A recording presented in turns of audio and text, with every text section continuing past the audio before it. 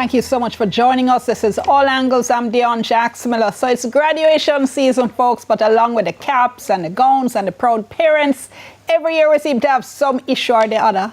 Cost or who marches across the stage. This year it was a differentiation between students allowed to wear gowns and those who were not at one primary school. But is a fundamental problem that maybe we need to change our approach to these school leaving ceremonies, and I use that phrase deliberately instead of graduation. So that's what we're talking about today.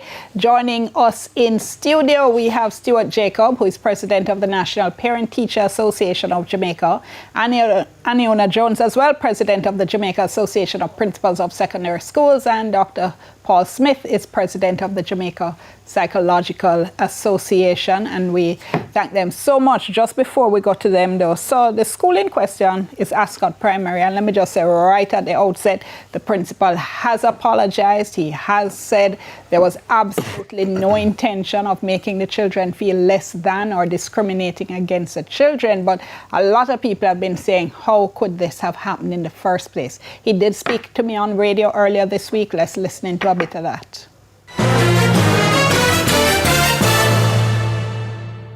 My apology is predicated on the outcome of the situation, which was not intended.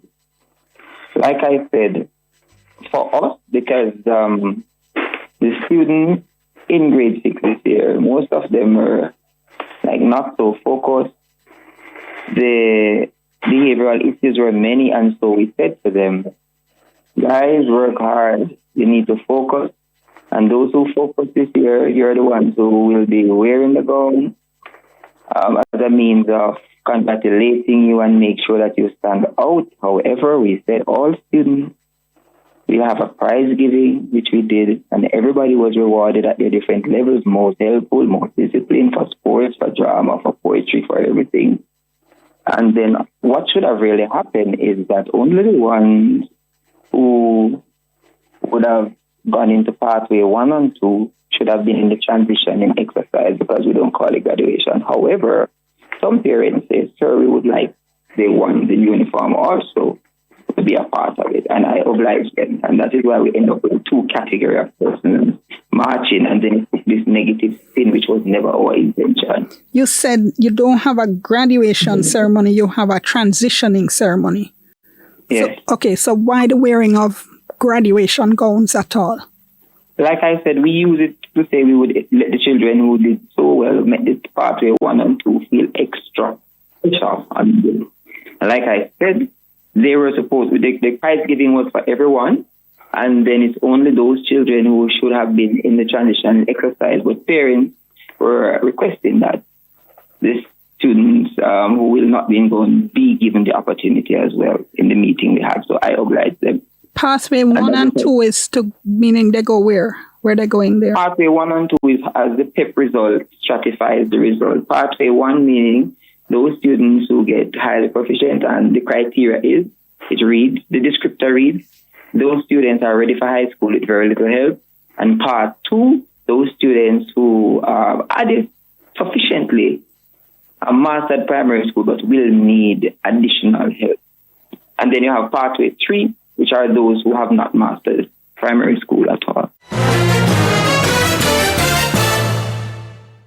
Now, Mr. Jackson told me it was never his intention or the intention of the school to cause any kind of distress to the students or the parents.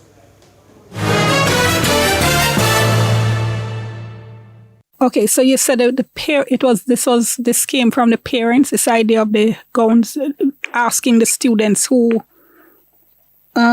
were in 3 to still wear gowns, to still walk, I beg your pardon, still walk even though they weren't wearing gowns. Yes. Did no one raise the concern as to how it might make them feel, seeing that kind of 2 distinct groupings?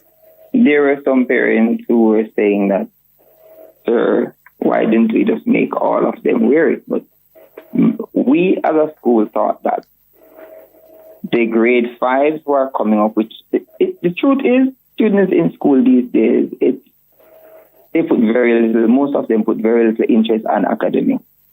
And so we are saying grade 5 seem to be quite unfocused, so we're trying to change the trajectory by saying if they realize that the ones who do very well were going and they'll be more focused. So we were more focused on using it to say, okay, we will get children more focused to kind of motivate them to want to graduate and work hard.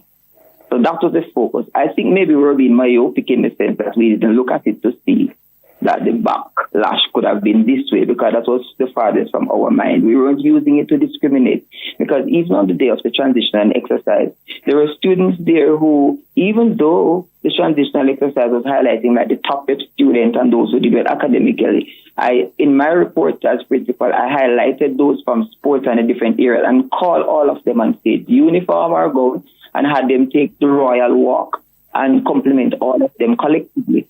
So it was never in my mind, it was farthest from our mind that it would have been perceived as discrimination and humiliation. So what do you think now, listening to the responses? I don't know if you had a chance to hear the parent who was talking to us earlier as well. Yes, I heard her.